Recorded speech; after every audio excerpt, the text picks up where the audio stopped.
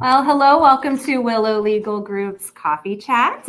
And we are glad to have Joe Richardson with us today. He is the CEO of Barty Camps. They have two campuses, their main campus in Laytonsville, and then what's it called, Mountainside in Urbana?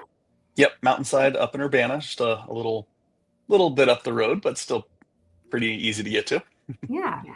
So Joe's been in the summer camp business for a very long time. I'm going to let him tell his story because I don't think I can get through his bio without giggling.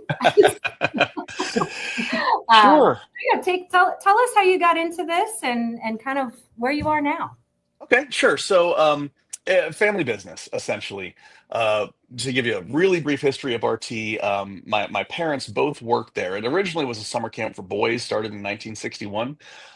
They expanded, they had girls. My dad worked there. He was a kindergarten boys counselor. My mom was an arts and crafts instructor. So they met there, fell in love, moved away. They, got married, and I was born in 82, and then they actually bought the camp from Ed Barton. He wanted to sell it, reached out to him, so they bought it from him in 84. And so I grew up at camp, and I was a terrible camper because whenever the group was doing something I didn't want to do, like go to arts and crafts, I would be like, all right, peace, I'm going to go play Zelda on Nintendo for a little while and just leave my group with the counselor wondering where the heck they just lost the owner's kid to.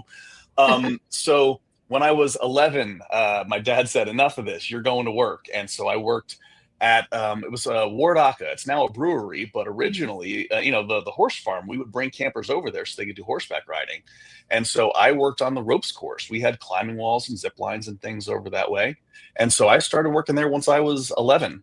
So worked for Barty all on the ropes course through my, teenage years. And then went to college, came back, thought I wanted to be a lawyer. Didn't really appeal to me, especially when the summers were going on and I could see all the pictures and stuff that was happening at camp. So I came back to the family business. I originally ran our Mountainside summer camp, as you mentioned earlier. So I ran that one for about 8 years, and then I ran all of the summer camps. We actually have 10 different summer camps. We've got the two main facilities and then a whole bunch that are in the school systems or that are traveling. So I managed those. And then in 2015, both my parents kind of wanted to retire. And so through the benefits of nepotism, I became the CEO, and I've been doing that since 2015. And yeah, it's fantastic. I get to work with kids, work with people, try to think of fun, cool things to do for camp every day. So yeah, it's great. I've been doing this for quite a while. I started in 94. Awesome. Well, I love it, and I'm excited. My kids get to have their first summer at Barty this year, and I know and my son has been there a couple of years. He loves it. It's really hard to find camps that tweens want to go to and say, "Oh, I want to go back." And he's rejected a number of camps, but Barty's the one he says, "No, I want to go back." And how can you hate a camp? At least the ranch has a disco ball and a DJ booth. Yeah. When I went for Parents' Day, I was like, wait a second. This camp has a DJ booth, like with the DJ playing music and their own playlists. Yeah, we cool. Start every day with a big dance party, essentially. It's weird because we actually figured it out. It's a good way for us to kill some time while we're waiting for all the buses and parents to drop off their kids. So we have everyone there. And I hate when kids are bored or when they're waiting around. So we started with just like, hey, let's have some music on the stage. And it has become a party. And it's my favorite part of camp. If you haven't seen it, we've got a million different line dances, and you'll see the stage is packed. And my favorite thing is when we get the teen boys up there dancing, because when you get teen boys up there dancing, you've really done something. And they do it. We do it at all the camps. It's it's amazing. We call it team time. It's fantastic. It's a great way to kick off the day. I think it's Color Wars week that I hear. Olympics. We got to get up. I got to do this. Yep. But it's fun. It makes those memories. Yeah, exactly. That's what we're trying to do. Yeah. But also it's serves a couple purposes too. It's nice to have, for working parents to have somewhere to take their kids, obviously. Yeah. But one of the things that we wanted to talk to you about was just being outside and getting the kids outside. You mentioned playing Zelda and running off to play video games. That was also one of my favorites back in the day, Tetris and Zelda. Good deal. Yep. But no, tell us a little bit more about, just the benefits of camp. Sure. There's an expression in the camp world that camp does kids a world of good, and I fully believe it. There's all these different kind of environments that kids find themselves in, and on one hand you have family time, which is wonderful. They're spending time with their siblings, they're learning how to interact as part of a family unit, and then there's school time, and they're focused on their academics. And I like to think of Barty as kind of the third pillar in that like place that kids are going to be spending time with us. And one of the things that I think is most beneficial about camp is that camp is one of the few areas where we're dedicated to building kids' social intelligence. When you're in school, you have to learn all this stuff, and language and, math and all these different things. But it's hard to learn how to make a friend. And it's hard to learn how to be a trustworthy person with each other and, how to interact in a group. And this is something that I think, is camp's main focus. When the kids come, they're part of a group. And the first thing we do as counselors is introduce them to another kid in their group and try to find similar interests. And we have these wristbands that we give away every week, and we say, you only give that wristband to a kid once they've done something that's really praiseworthy, something that they've either pushed themselves or done something different. It can't just be it's the end of the week and let me get rid of these. We really want to reinforce, hey, you're good at this, because we want kids to kind of develop their sense of self and their social intelligence when they're with us. We think it's a real big opportunity that we have. No, I agree. Yeah. And I think it's a big gap for kids, for COVID kids, right? Kids in that kind of middle to late elementary school age, right? Yeah. That they lost so much of that social connection and independence and are playing catch up big time. I see that a lot in the middle school groups. Absolutely. One of the things that I think a lot of parents value is there are no screens at Barty at all. Kids can get plenty of that time when they're at home, should their parents choose to allow them to. But we want to remind them, like, hey, you can have a great time and have lots of friends, and there's no electronics here whatsoever, and what we're going to be enjoying is each other and the activities and, building these relationships. And you don't see kids bored because they don't have a screen when they're at Barty, because they're doing so many things. I want them to come home with stories. And, like both of my kids have phones. They're a little bit older now, but I've never heard a story about when they beat a level on Block Blast. But I have heard lots of stories about the things they've done at Barty. So that's what we're going for. Well, and I think one of the things that I love about it, and if you guys haven't seen Barty, they have all the things to do, like all of the things. I'm lucky enough to live nearby, and I get to play on them sometimes when I want to. But, world's biggest play structure. Oh my gosh. Yeah. But Joe, you mentioned you were born in 1982. We're all about the same age, and we spent all of the time outside when we were kids. Yep. And we didn't have screens when we were kids, other than the family television in the living room and the old Nintendo. Yep. So, yeah. But I think having our kids be able to do that kind of like we did, but knowing that they're being watched, and it's I personally love that for my kids, and I'm excited that mine are finally old enough to go. Yeah. You're right. It used to be, it would go and play until it got dark, and the only reason you stopped is because you couldn't see anything anymore. And then you came inside, and that was just kind of how it was. But I think appropriately so. Parents are more concerned with safety and like, hey, who's around in the neighborhood and what's going on? And so I like that Barty gives kind of the best of both worlds. It's the chance to be outside. It's the chance to play and explore and have lots of choices in what you want to do. But we've got counselors there who are, their primary goal is to make sure the kids are safe, both, physically, which is very important, and emotionally, so that, they're going to be okay. So you can, as a parent, rest assured that, look, I've taken them to a good place. They're going to be in great hands. They're going to be mad at me when I come to pick them up because they want to stay longer.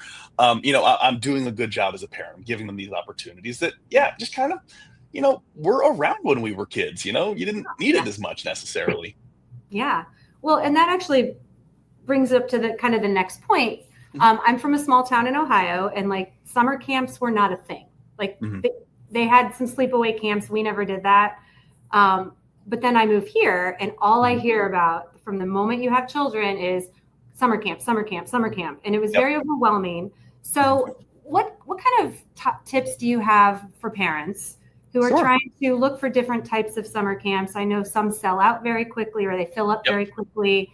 Talk us through kind of the different types of camps, Sure. all of that.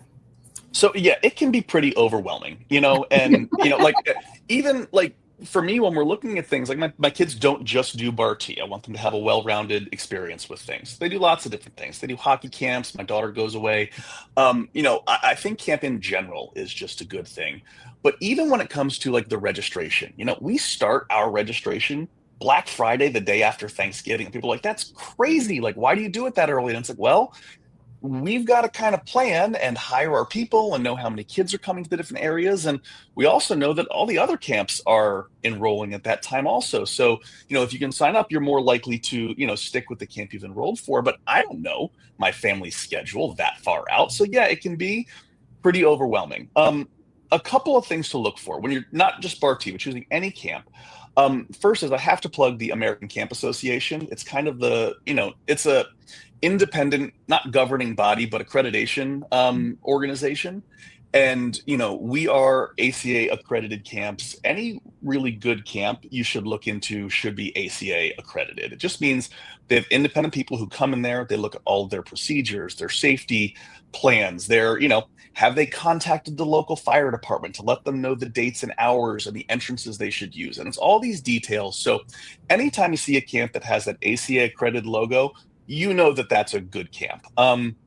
Moreover, I think it's important to just feel it out and have a conversation with the camp director. Like, you should get a good feeling that these are the people who are going to be in charge of your kids. If you have an opportunity to bring your kids over to the camp so they can see it, we were doing tours last week. It doesn't look like summer camp. It was snowy and it was cold and miserable, but we want people to feel comfortable and we want kids to feel comfortable at camp. We have an orientation day. It's the Saturday before camp begins, where we bring everybody. If you're enrolled, it's an optional thing, but come on out. You're going to meet your counselor. You're going to see the camp, because it can be overwhelming for a kid to just see this massive place with a million different things and all these kids and music and all this going on. So to just have that soft introduction, I think, is really helpful. And the last thing not last thing, there are many things, but another thing you look for is so many camps they have specialties at this point. We have specialty camps, a lot of them. My favorite one is LARP camp, live action role play, where it's basically the entire week is built like a Dungeons and Dragons campaigns, and they have fake swords and they're going on adventures and quests and stuff. It's awesome. I regret to, it is sold out for this year. It is our first camp to sell out every year. But there are lots of different specialty camps from, arts, photography, lots of sports camps. And if your kid is into one of those things, ask them kind of like, how intensive is this? For most of ours, it's an introductory style thing. If you want to sign up for Bar T basketball camp, we're going to play basketball. We're going to have some fun. We're going to do some skill development and play some games, but we're also going in the pool. We're also going to go down the zip line. It kind of like fits into camp. If you want to become a pro player, if you want to get a scholarship to some big school, Bar T is not the basketball camp for you, but they have a lot of those that are all around. So, if your kids are into anything specialized, check those out also. But don't discount just the general, throw them in a group with the goal of having fun as hey, let's just do this. One of our slogans is give your kids the summer they deserve. Kids work all year long. They're in school. It is work. It can be stressful. Give them something they're really going to look forward to. So those are some of the recommendations. Chat with your people, look for that ACA accreditation, and check into the specialties, for finding the perfect camp for your kids. Yeah. And I think the other thing that comes up too is a lot of these camps are not inexpensive. And so right, yeah. Are there ways to kind of defray the costs or help with costs that you're aware of? Yeah, absolutely. There are, I can't say all camps, lots of camps have scholarships. We have scholarships that we do. We also work with the, it's the voucher system in Montgomery County and in the state of Maryland. We actually have a full-time member of our staff whose entire job is to help families get enrolled on the voucher program. We have, for our school-based programs in childcare, we have over 500 children who are coming to Barty completely for free Oh, wow. because combined with our scholarships and with the voucher program, it's super affordable. And that carries over into summertime also. And, if you look at the requirements, it's a lot higher than people would think. I think for a family of four, I think like the max salary is like, I don't know, like $140,000 or something like Wow. that. There are a lot of families that fall into the voucher program that don't know that Yeah. they do, but it is literally money being given by the state to try to defray the cost of childcare. Summer camp counts as that. And so, check with us, check with any of them as if they work with vouchers, if they take them, because it can really help the cost of camp quite a bit. Yeah, I didn't know about that until you had mentioned it. And I think that deters a lot of people because they're like, oh, that's too expensive. I'm not even going to look there. Right. Because they just don't know that there is financial assistance. Yeah. Yeah. And until we actually had this position, it would be hard for us to open camps in some of the lower income areas of the county. But, some of our places like, Montgomery Village is not a high income area of the county, but we have 70 kids enrolled in that camp because most of them are coming for almost no cost, which is, it's good for those parents. It's great for those kids. It keeps them out of trouble that they might get into. So it's kind of using the resources that are available, but your camps should know that stuff. You're a parent, you got a lot of things on your plate. You're not going to know all the different details of how to get it, but your camps should. So reach out to us if you're coming to Barty, or reach out to your camp, say, hey, is there anything you can do with help? Are there scholarships? Do you work with the voucher program? Because, I don't like how much camp costs. It costs too much money. And I've never wanted it to be just for wealthy kids. Frankly, they're typically not the ones who need it the most. So we do a lot to try to defray the cost and bring it down because it really should be accessible to everybody. But yeah, when you just come out the block and look at, hey, what's the price? It's scary. It's a lot of money. Mm-hmm. Yeah. So, all around, not just Barty, all around. All camps. Yep. Yeah. Yep. And it's just, we have what's our ratio in the summer? The group size is a 1-to-10 ratio with counselors, but then you add in all the administrative staff and the specialty staff. We're generally about a 1-to-4, 1-to-3 ratio in terms of staff that we have to kids. We think that provides the best experience, and we're also, required to have certain ratios, but you have to pay all those people. And if you want to have good quality people who are with you for a long time, you can't just pay a minimum wage. So, it's a balancing act, but I'm very, sensitive to the fact that camp costs a lot. So we try to do a lot to help with it. Oh, that's awesome. Yeah. I think one of the areas that I really appreciate, Barty, and you step in to fill a gap, there are not many camps that do this, is that week between, like that week before school starts. Yes. Yeah. Right? It's the hardest week for working parents. Either have to take it off or you're scrambling. So thank you for being aware of that. I'm sure it is tough to staff. Right? Because it's college kids that are headed off to school and it's tough, but yeah, we basically consolidate, we run 10 different camps for most of the summer, but then, all the ones that are based in the schools, they need to get ready for school. So those close down, and then Frederick County oftentimes has kind of a different starting date than Montgomery County does. But we basically bring everybody to the ranch, all the staff that we have, because all the college kids go back to school, we have to get ready for our school-based program. So our directors need time to prepare. So it's a lot of work to run that week of camp, but it's so needed. What are parents supposed to do? Not everyone can just take off, an entire week in August because they don't have childcare, and it doesn't feel good to just leave your kids at home. A lot of times it's not safe to do that, or even, legal, depending on how old they are. So I'm glad that we have that option. I appreciate that you appreciate it because it is an awful lot of work. It is the hardest week of camp that we run. Yeah, 100%. So we have a couple questions that we ask everybody. I think you've already kind of answered the first one, but I'll ask it just in case something kind of pops. Sure. What inspired you to focus on being the camp guy, running these amazing camps? Part of it is I grew up around it. It's the family business. I love it. I love working with kids. The thing that I like the most, and I find most fulfilling, is I love seeing people grow. It's just what fills me up.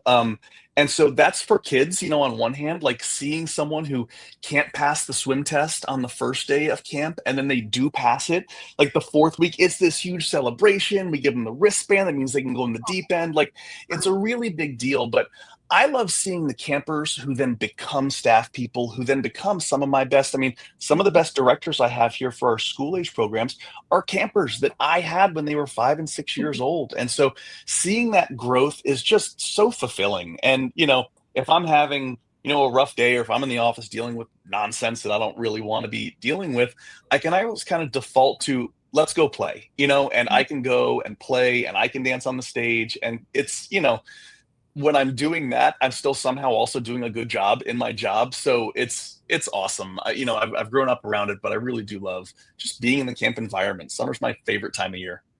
You can tell. Yeah. To say, maybe if it gets too tough around here, we can go. I was just going to say, when can we for a come visit, back? all right? I I will say, just in case, since both of you have your kids, RT does have an open door policy for visiting of parents parents, emergency contacts. So if you want to come and just see what's happening at camp, come on over, take a look. We want people to see what they're paying for, because so often they don't get the chance to. So yeah, that's just an option that you always have. That's a dangerous invitation you just made, Joe. Well, a lot of the kids don't want their parents coming. So what are you doing here? What is one piece of advice that you wish more people understood when it comes to, using summer camps or anything related to summer camp? Okay, I'm going to give a piece of practical advice and then more overarching parent advice.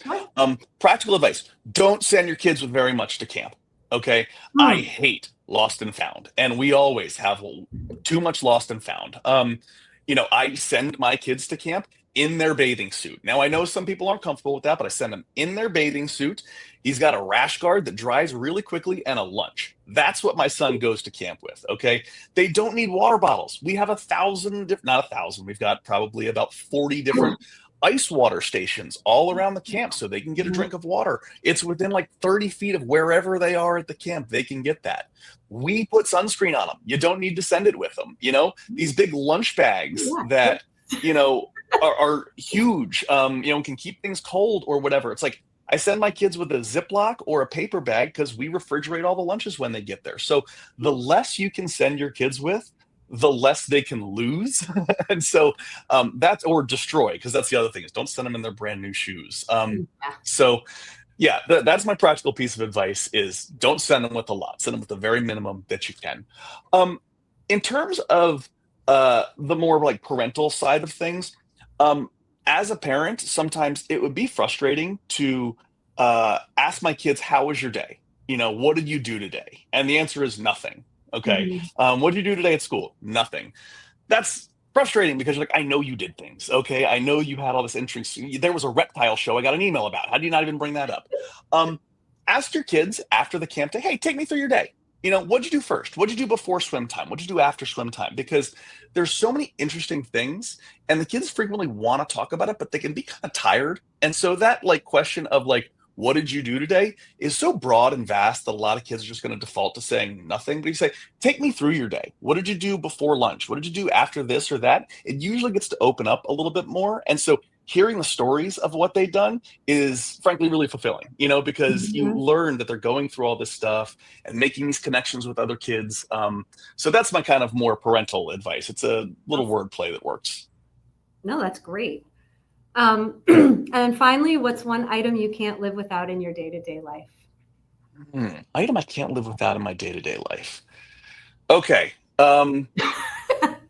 There are many that I have. I'm looking around my desk at my sunglasses and my phone and things like that. But this one I'll have, and this drives my wife a little crazy. But I always carry a knife with me. It's just a box cutter.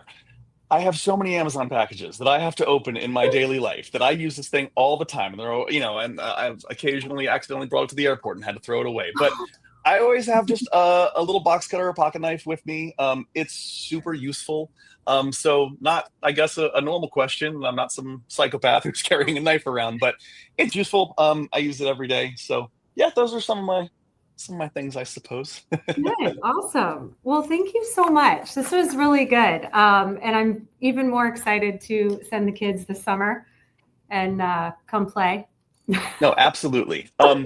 We are going to have a day, and let me see if I can look up the calendar real quick. In April, we have a big thing called Bar Tea Day. It's on April Oh, okay. 26th. Essentially, we invite all of our Bar Tea families out to the ranch, and it's just to have a family day. It's completely Okay. free. We have food trucks. The food trucks you have to pay for, but we have the climbing walls and zip lines are open. We've got music. Last year, the Washington Capitals youth hockey development team came out and played hockey with kids. So it's a Cool. big free day. We kind of advertise it internally, but anybody who listens to this who wants to come out, and you guys should definitely come out if you're around. It's a Yes. great, fun experience. I think my husband brought them at the last 30 minutes last year because we got He the time did, off. but he still got him down that zip line, so he did a good job. Yes, he did. So awesome. Well, thank you so much, Joe. Yeah, thank you. This is great. Hey, I'm glad to have the opportunity. I was very excited when you sent me the invitation, so thank you.